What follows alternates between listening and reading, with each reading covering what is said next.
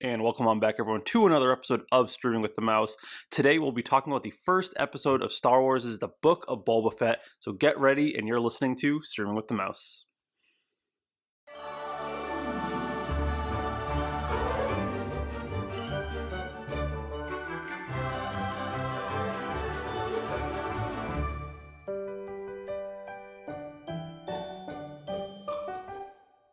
And welcome on back, everyone, to episode 110 of Streaming with the Mouse. My name is Clifton Paul Robinson, and joining me, as always, is the Fennec to my Boba Fett, Cam Ramos. Cam, how you doing? I'm doing good, buddy. How are you? I am good. Today we're going to be breaking down the first episode of the Book of Boba Fett, an also chapter-based Mandalorian-themed Star Wars show. So I'm kind of taking this as like the interlude between Mandalorian seasons, personally. Yeah. But what was your initial thoughts on this episode before we really jump into the life and tidings of Boba Fett? So I think the reaction on Twitter right now is a lot of people either really loved it or did not like it at all. I find myself somewhere in the middle. I've always been one of those people that says, like, I want to see the whole story kind of thing. I'm sure there are episodes that are fantastic, obviously, individual episodes that stand alone, but this wasn't one of those for me.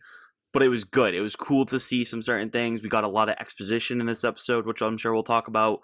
But it was still fun. It's Star Wars. It's Boba freaking Fett. So I had a fun time with it, but I'm excited to see how the story progresses and builds off this first episode, because this first episode didn't completely wow me, and I think that was because of the exposition, but that's okay. I'm fine with that. It's needed to then go on and continue the next 6 episodes of the show. Yeah, I can see that. I mean, I'm looking right now, and the first thing that pops up for, oh my god, they made Boba Fett lame, is literally someone from a Fandom Menace post, and I'm like, oh, cool, so you just wanted him to be this weird, like, oh, I saw him for 3 seconds, and he's my favorite character in all of Star Wars, and I'm going to base my personality around him. Get over it. Get over yourself. I saw something where it was like one of the original creators of Boba Fett was upset at Disney for the Book of Boba Fett, and they interviewed them, and their reason for why they didn't like it is because they took Boba Fett's helmet off, Right. and everyone was like, George Lucas did that back in 2002 when they introduced Jango Fett, and it's just people want to hate it. It's not Star Wars if the fans don't hate it. Right. And that's where we're at right now. But let's jump into it. There is no news, unless there's news that I have seen Spider-Man for the 3rd time now.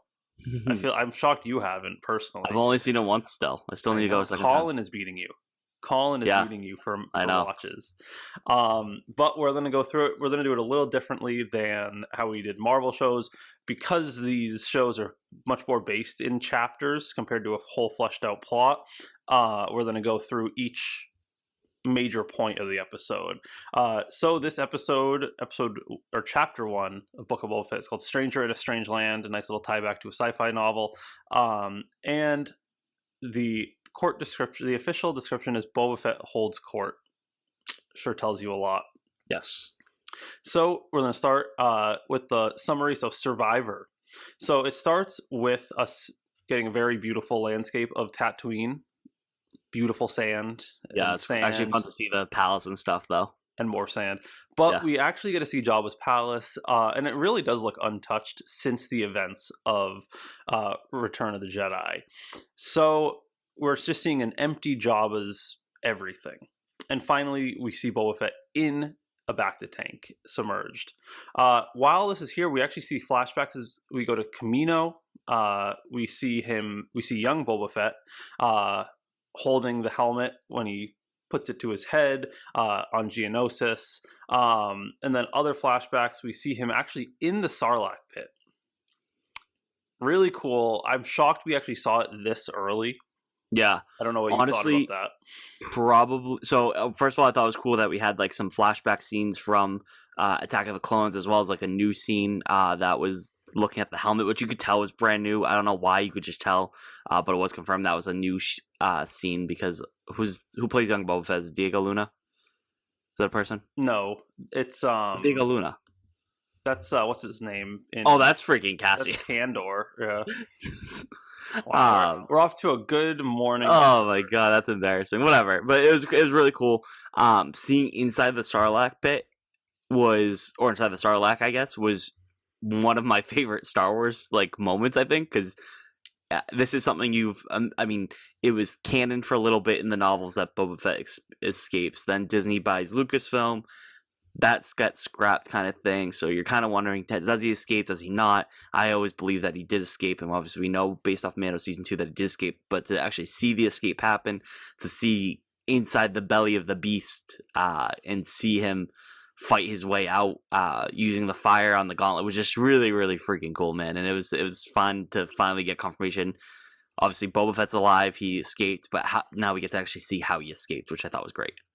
Daniel Logan plays. Thank you, young Boba Fett. DL, that wasn't bad. I think that's what mixed me up. That's what mixed me up. If it helps you sleep at night. Yes. I know. I saw it. I'm like, oh, they're getting him that nice little check just to be in it for 2 seconds. And now every time someone plays it, maybe he gets a penny. Yeah.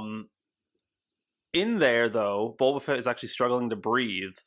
And as he turns on his light and he looks around, he finds a decomposing stormtrooper who he makes his way over to it, pulls out the oxygen tank that is still working and plugs it into himself so he can breathe. From there, he observes and then finally takes out his flamethrower, just punches through and literally flamethrowers his way out of the Great Sarlacc pit. It was so badass. And he pulls himself. I'm just thinking of like if anyone's watch Parks and Rec, they have Patton Oswalt on it, and it's like, and Boba Fett reaches his hand out. Did you see Marvel the video? Star Wars crossover? No, I didn't. So there's a video that Lights Camera Barstool did where they took the Patton Oswalt scene and with like the voice and stuff like that and put it over the Boba Fett escape scene, and it's hilarious because it matches up scene for scene basically. It's really wicked funny. And he pulls himself out of the sand, but in the process, he actually killed the Sarlacc. You can see it in the background, like decrepit as well. One thing I really liked is he grabs that like the oxygen from the stormtrooper. I thought that was pretty interesting to see like a piece of the stormtrooper armor that you normally wouldn't see, like that breathing thing. I know, I did find that really cool. But something I found even cooler was the entire remnants of the Jabba's sail barge. Yes. And he just kind of passes out on the sand after pulling himself out of the Sarlacc. However, as we know on Tatooine, with debris and free metal available, so come Jawas. Yes. Jawas discover him and completely just I don't even think I have the word. They just completely disrespect Boba Fett. No, they call his armor. They just take everything, and when Boba Fett starts to wake up, they just curb stomp him as he passes out on the sand. Jawas are ruthless, man. Jawas are ruthless. I honestly prefer Tusken Raiders over Jawas. I absolutely would. Jawas are little sneaks. But we see this beginning, and I think we see Boba Fett's whole life kind of in a span. We miss a lot of the Clone Wars, but we see like what turned him into the bounty hunter he is with the death of his father, and then probably the two most traumatic points of his life, actually, is probably the best way to put it. Him seeing his father get decapitated by Mace Windu, and then getting literally eaten alive by the Sarlacc. Yes. I think that's the thing. I don't get why people are upset about it, because this was such a good way to introduce the show as well. Right. It was just cool, because he escaped the Sarlacc pit, so like, let's just see how he did it, kind of thing. Like, I don't know. That was cool. Yeah, I liked it too. And then Boba Fett still unconscious on the sand. We see a group of Tusken Raiders find him. They turn him over. They see he's still alive. They give him a worm juice. Yeah, it was weird. Like squeeze the pus out. That freaked me out a little bit. Yeah, I was like, oh, that's kind of gross. And Boba Fett's burnt. I mean, there's 2 suns, so you're gonna double the UV exposure. Horrible for your skin. They bind him. And then they just attach him to their bantha and just force him to walk for what seems like multiple days. It just seems like just mean. Like, I don't know. I don't get why he's a prisoner. It was just like, you could have just tossed him like on the back. The poor guy was like passed out 2 seconds ago. Now you're just dragging him down. I know. I was like, this man can't catch a break. I know people. I was really feeling bad for him. Where's Anakin Skywalker when you needed him? I know. I always like the thing. I mean, there's an old thing before, like you said, before Disney bought Star Wars, where I believe there's a Tusken Raider storyline where there's actually a story about like Anakin is like one of their like horror stories they tell the frightened children. Yeah, absolutely is. Yeah. So they drag him all the way to their moving base, pretty much. So he's bound to a wooden post and is guarded by sentries, as well as young Tusken Raiders. This is the first time in a while we've seen Tusken children. Yeah, they've been the focal point. Made me feel really bad about the Anakin scene when you actually see the young children. They're animals. Yes. And when they finally do it, the children knock him unconscious. So maybe Anakin has a point. You know. So probably not, but yeah. You know, yeah. So Boba Fett wakes up at night, and he's seated near a Rodian, a red-skinned Rodian. A very skinny one as well. Seems to have been there for a while. And they're just watching the fire and the mastiffs, which are the dogs they have. And do we know what those are called? Yeah, mastiffs. Mastiffs. Okay, okay, that's cool.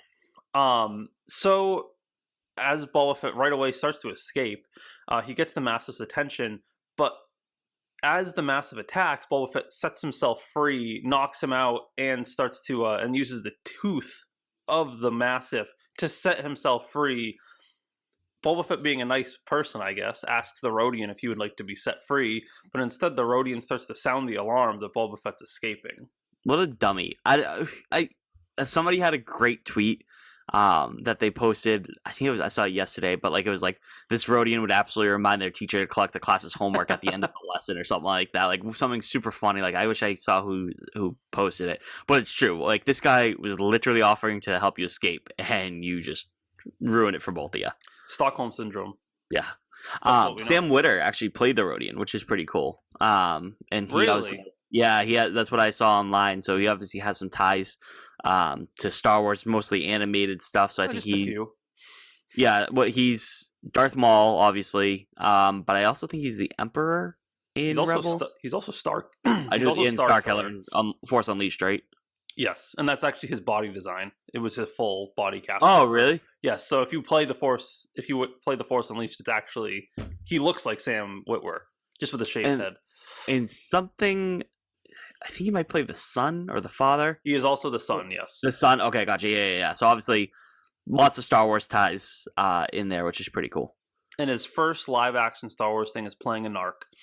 Yeah, see, I don't know if he was in the body or if he just did the voice. I'm not sure. But I know it looked a little too skinny to be Sam. Yeah, I think he just did the voice. Like, is my guess. More like muscular, bigger guy.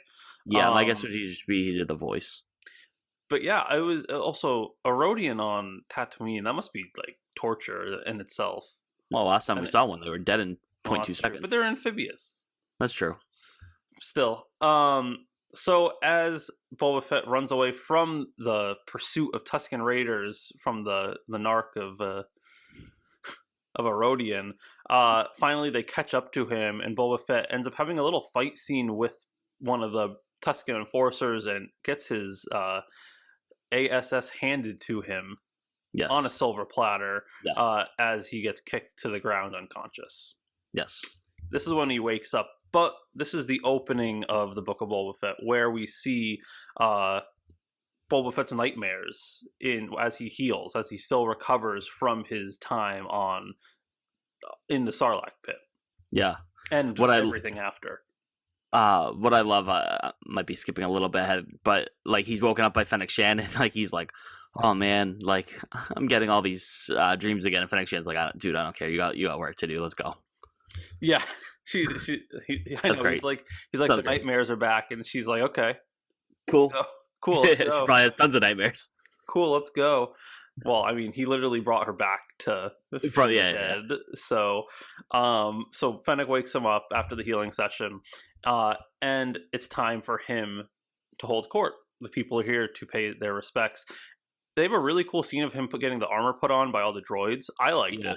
A little Iron Man-esque. That's what I felt, and this is yes, Dave or what's his name? Favreau. Jon Favreau is involved in it, but this is obviously a Robert Rodriguez. This is his whole thing, pretty much. He gets. I think he's the producer and director. I don't know if he wrote it, but it very much felt like Iron Man to me. Mm-hmm. And I know. So John wrote the script for this. So then, yes, Rodriguez was the director. I bet if we saw the line, it says Boba Fett gets his armor put on like Iron Man in Iron Man 1. And then we see him enter the throne room, and he takes his seat on Jabba's throne. Well, his throne, his own throne. Jabba was a little too big for a throne. Yes. So in the throne room, there are all these different delegates that come through. The first one was an Aqualish that just keeps talking and presents a big bag of credits. The droid, by the way, I don't know if anyone has seen what we do in the shadows. The Matt Berry, who is what's his name? He's the British male vampire, is the voice of 8D8. Nice. So once the Aqualish leaves, Boba Fett turns to Shan and says, "Did you understand any of that? Did you catch any of that?" And then the whole "we need to get a protocol droid." Yeah. That really cracked me up. I'm like, oh, that's a good little pun, right? Like a little joke right there. If only C-3PO was still around. Yeah. Well, he is. You're just not with them. Very true. And he has a red arm. Yes. So then after that, we see several people. The next one is Doc Strassie, who is the leader of the Trandoshan family and the protectors of Mos Espa. And as they talk, Fett says this is really awkward because he used to work for him. Yeah. Which so is, I think, a Bosk nod. In my opinion. Yeah. Like, because they were more. I don't think he ever worked for Bosk. Bosk worked for him, but they were like friends. As much of a friends bounty hunters can be. Right. Doc had a really interesting thing. What did he say to him? Doc wishes that Fett may never leave Mos Espa before leaving. Yeah, and then Boba has sounded like such a threat. Yeah. Boba has that line. I think he even says to Shan, like, why do all Trandoshans compliments sound like they're a threat or something like that? Which it did. Definitely sounded like, I hope you never leave here again. Like, we're going to kill you and you're going to be buried here kind of thing. Yeah, I was like, oh, man. But the thing is, Boba Fett has been around Trandoshans enough to know the difference between a compliment and a threat. Right. And then the next and final guest that we see is Mok Shays, who is the mayor of Mos Espa, supposedly. However, the guest... Yeah. The guest is not the mayor. It is the mayor's majordomo. Yes. Star Wars, as we always talk about, we talk about it a lot. Star Wars is based around multiple things, one of them being samurai. That is obviously a feudal Japan position back in the day. Yep. So it's always nice to see that incorporated in. It's samurai cowboys, pretty much. Yeah. And that's what Boba Fett, it's great. And he was really good. I really liked the Majordomo. I thought he was a really funny character kind of thing because he was like humble, but also kind of like an ass a little bit too. But it was good back and forth. I really like this scene. I really like the back and forth too. I also want to give credit to the Star Wars art department for this. This whole episode, they made Twi'leks look so much better than they did in Mandalorian. Great. Yeah, because like I did like the breakouts, the jail breakout scene episode was good, where we got introduced to Migs in them, but especially the male Twi'lek in that episode looked very off. Yeah. But they did so much better in this episode. Yeah, I agree. I thought they did really good with this look, and they did it well with the woman at the bar too. They did really good with her. So and I actually want to talk about her when we get there. Yeah. So they go back and forth about the mayor, and he apologizes for the misunderstanding that the mayor did not show up. Yeah, I believe the mayor is an Ithorian, if I remember correctly. Probably. Based off the trailer. That's what I would guess from it. And the mayor's tribute to Boba Fett is the greetings and appreciation for someone to be taking over Jabba's empire. Yeah. And then they go back and forth like, so you don't have an actual physical thing that you're supposed to give. And he goes, oh no, that's also a understandable mistake as well. And then he asks for a tribute for the mayor. Yes. So which I love. I think that's a really, again, this adds to this is probably one of my favorite scenes in this episode besides the Sarlacc, because you got a good, there wasn't much like script, or there wasn't many lines in this episode, so this is really one of the only times you really heard some dialogue, and it was really good back and forth between Boba and the Major Domo here. It was, and they go back and forth. Fennec wants to kill him, and then Boba Fett does the whole thing where we hear a million times where Jabba ruled with fear, and he's going to rule with respect. I think we all know that by now. Yes. But they say back that the tribute to the mayor is that he gets to keep his life. Yes. He is not very happy about that, but he still gracefully leaves. Yeah. But while also saying, like, I'm sure we'll see each other again or something like that. Yes, and I think we're definitely setting up who the villain is, villain is going to be of this story. And finally, after they leave, they can tell, oh, that's when we get you got to keep an eye on him. Fennec says, like, keep an eye on everyone. Finally, they bring in 2 Gamorrean prisoners who were loyal to Jabba, were loyal to Bib, and when Boba Fett took the throne back, those 2 Gamorreans fought until they were literally captured and thrown into a jail.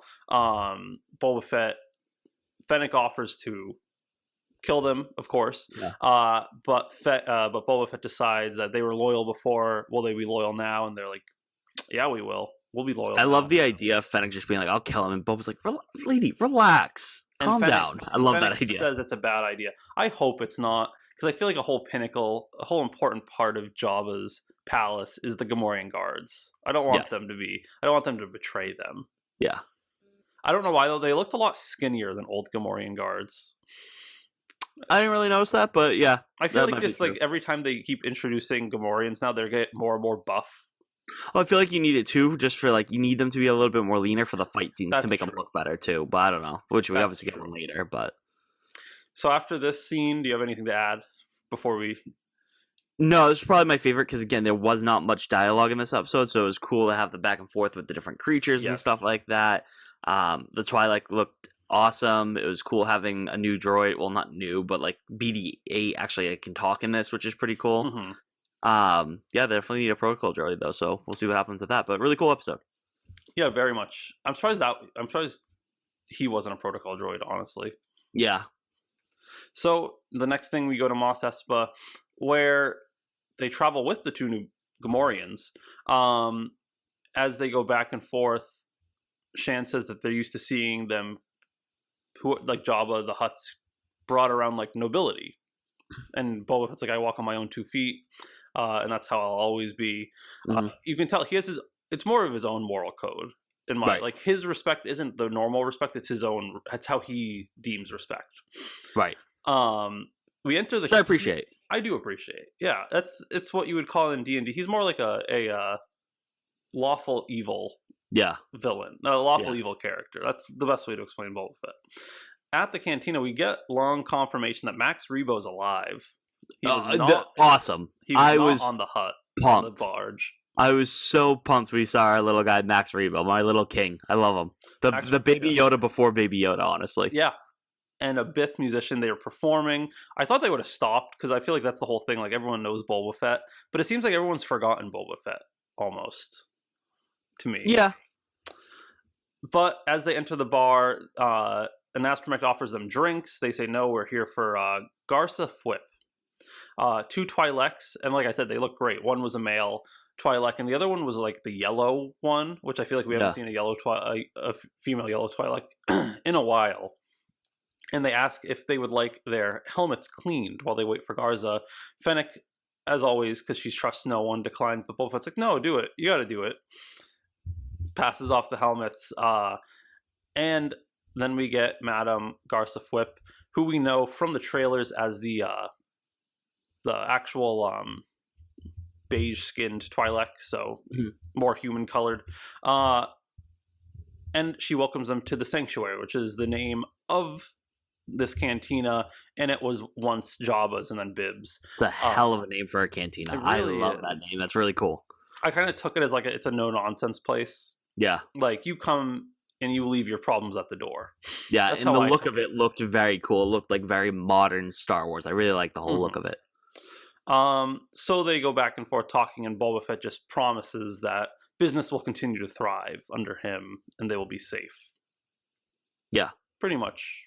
Yeah, basically, like, we're taking over kind of thing. We're taking over, and Garza then apologizes to Boba Fett that didn't see the litter, and that's when he says, I prefer to walk on my own 2 feet instead of being paraded around. That's, I think, going to be the issue with Boba Fett, is he doesn't know the customs. Not doing the truth. Yeah, and that's something Fennec... customs. That's something Fennec points out so many times, like, you got to do what they expect kind of thing, and he's like, nope, I'm changing this whole thing. Mm-hmm. And could that be his downfall? Maybe. We'll see how it goes. Or he'll instill a whole new rule on Tatooine. Right. So after that, the 2 Twi'leks come back and give them both their helmets back. However, Boba Fett's helmet has a lot more credits in it, and Shan makes the funny comments that it's a lot shinier than hers. Yeah. As they depart the sanctuary, Boba Fett talks about how there's many of Jabba's vassals that they need to kind of ring in together. And again, respect over fear, but Fennec says that fear is much better in uncertain times. Mm-hmm. Then we get the ambush. Yeah. Very cool fight scene. Do you think so? I want to know where their guns were. I thought the fight scene kind of stunk, if I'm being honest with you. I thought that I took it more as the men were very not prepared for what it was. It just seemed very slow. So, like, for me, like, Boba Fett looked very slow in this. Whereas, like, in Mando, he looked like episode 6, like, let's do this, like, ground and pound style, like, shooting everybody kind of thing. This, they seemed very slow. They didn't really know how to do this. Like, that wasn't the kind of bounty. I know there were 2 against however many, and then the 4v whatever when the Gamorrean guards come in. But, like, I don't know. It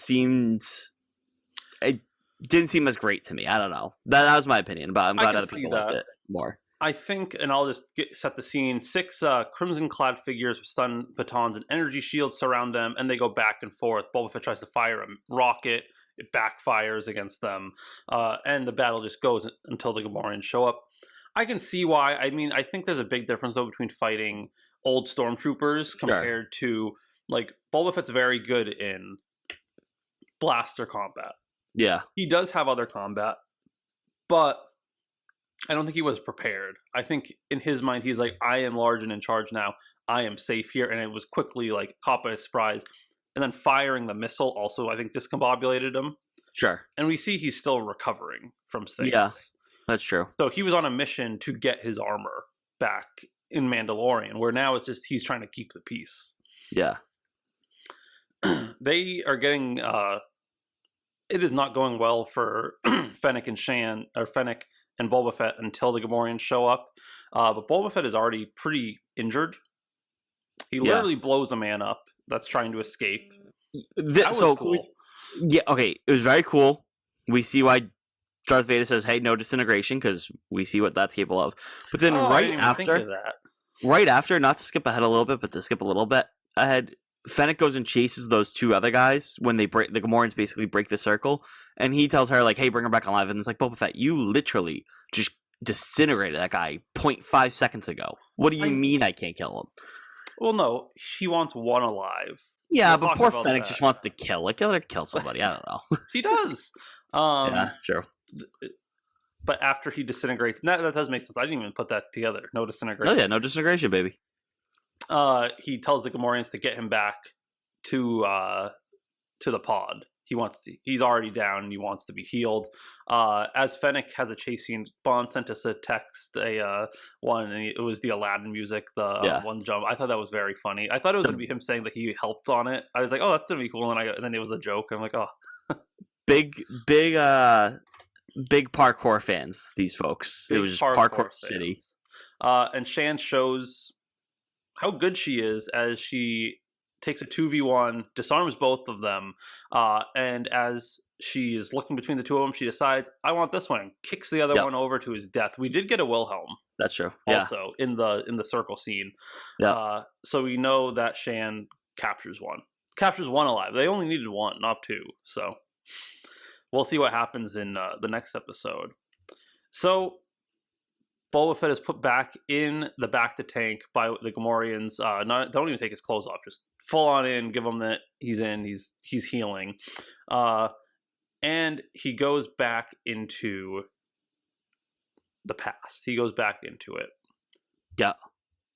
Following his attempted escape, he is woken up by a young Tusken Raider that bounds his hands, everything, along with the Rodian. And with this, they just go through it until they get down to the sand area where they're digging for water, buried water pods. Mm-hmm. I thought that was a little weird. They looked. It's like it's a little funny though. It reminds me of like Tatooine coconuts, but instead of like on a big palm tree, they're buried underground, and that's where you get your water from. I guess it's just funny to me. That's true. I mean, it makes sense. There needs to be some form of water source for the creatures of Tatooine. Right. So, as the captives are digging, the Rodian and him and Boba Fett, the Rodian keeps finding them very fast. Mm-hmm. And Boba Fett finally finds one, and he cracks it open for himself. And I think he gets like a sip before the baby Tusken Raider's like, no, like you can't do that. You have to find him. So they keep doing it, and so it's four things. It's Boba Fett, the other prisoner, the Rodian, the baby Tusken Raider, and a Massive. Yeah, this is all going well. I want Boba Fett to have a pet Massive at some point. Like that has if you're gonna have to keep showing this, like he better get one by the end of this kind of thing. And we'll talk about where I think this is going at the end. So as this goes, the Rodian stumbles upon this hard thing in the sand, and as he starts to uncover it, it's scaly. I know we talked about this before we started recording. What was your belief when this thing started to move out of the ground? I thought it was just a giant Krait dragon, or maybe a smaller Krait dragon than what we saw in Mando season 1. No, season 2. Season 2. Yeah. That's what I thought it was going to be, and then it was a big beefy boy. Yes, I thought it was going to be they're called lesser Krait dragons. They're four-legged, and probably they're still huge, but a lot smaller. And then this thing just keeps growing with multiple arms, and I'm like, what the heck is this? Our first time getting a new Star Wars creature in a long time. Yeah, it was pretty cool.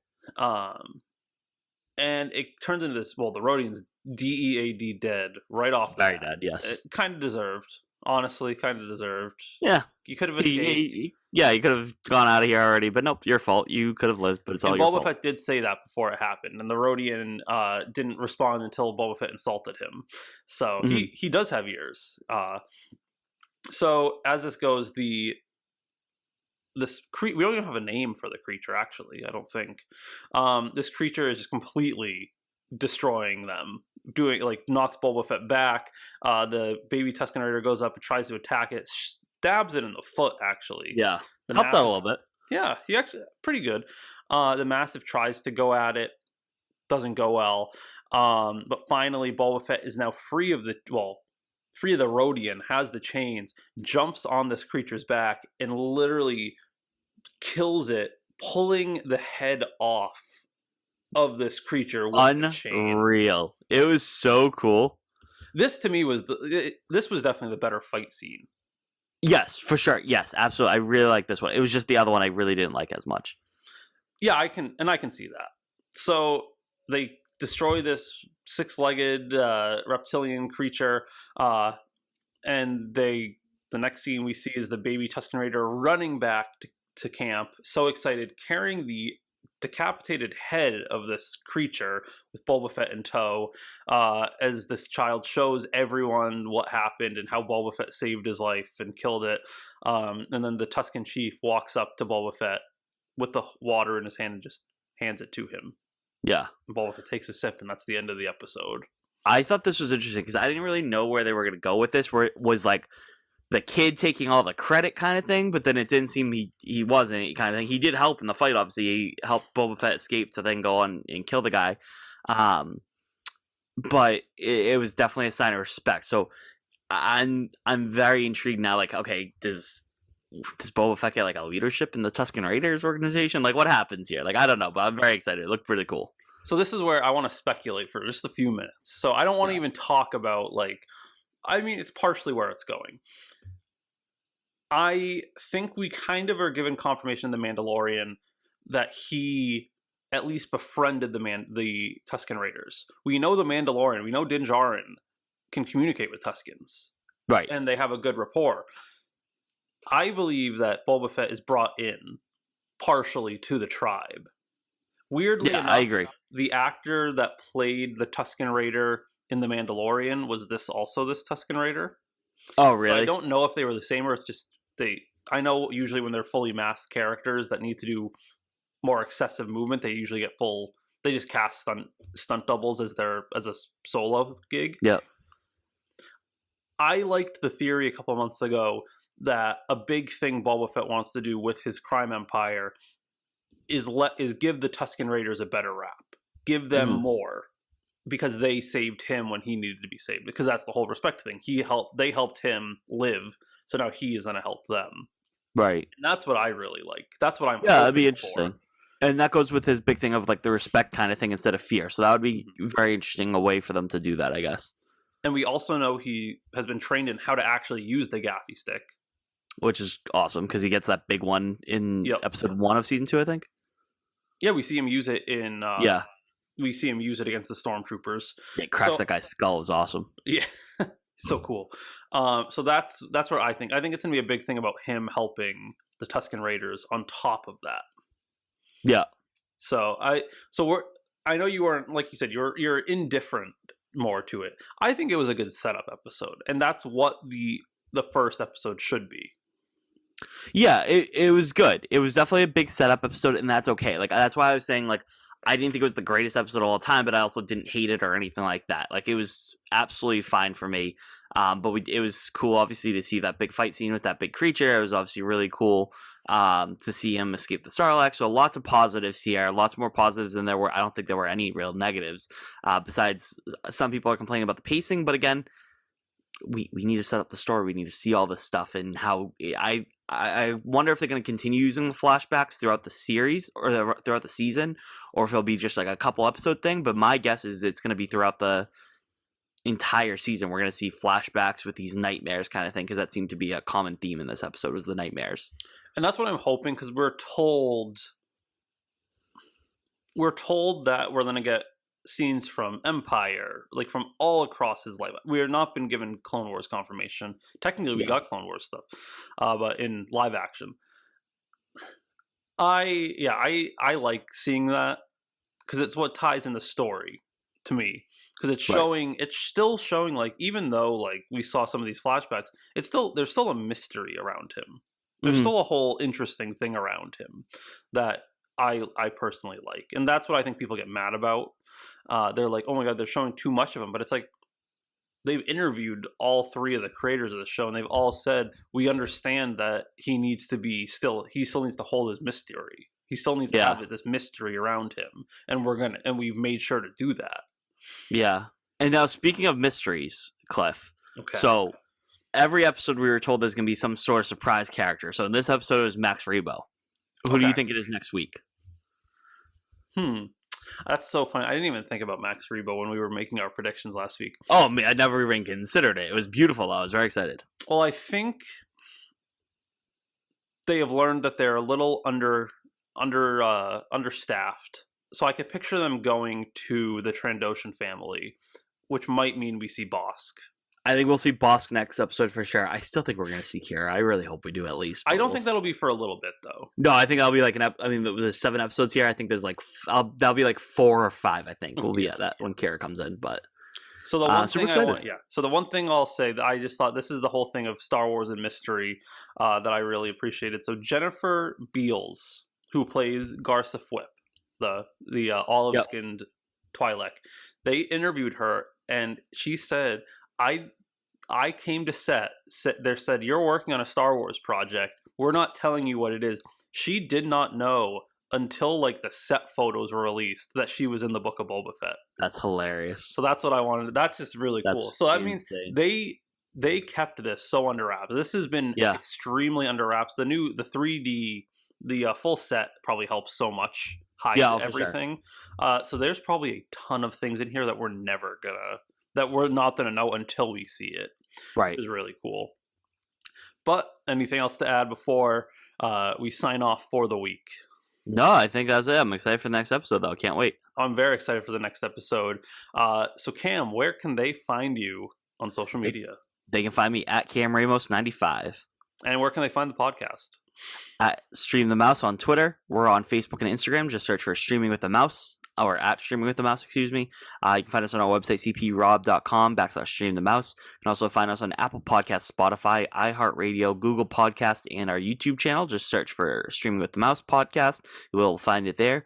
When you do find there, make sure you download our episodes. Make sure you rate, review, and subscribe to our show as well, so as many listeners as possible can listen to us. We got 6 more episodes now, Book of Boba Fett to talk about, so we're really excited for that. And Cliff, where can they find you? You can find me at CPRobinson81 on Twitter. And for Cam Ramos, my name is Clifton Paul Robinson. Have a magical day, everyone. We'll see you next week for episode 2 of the Book of Boba Fett.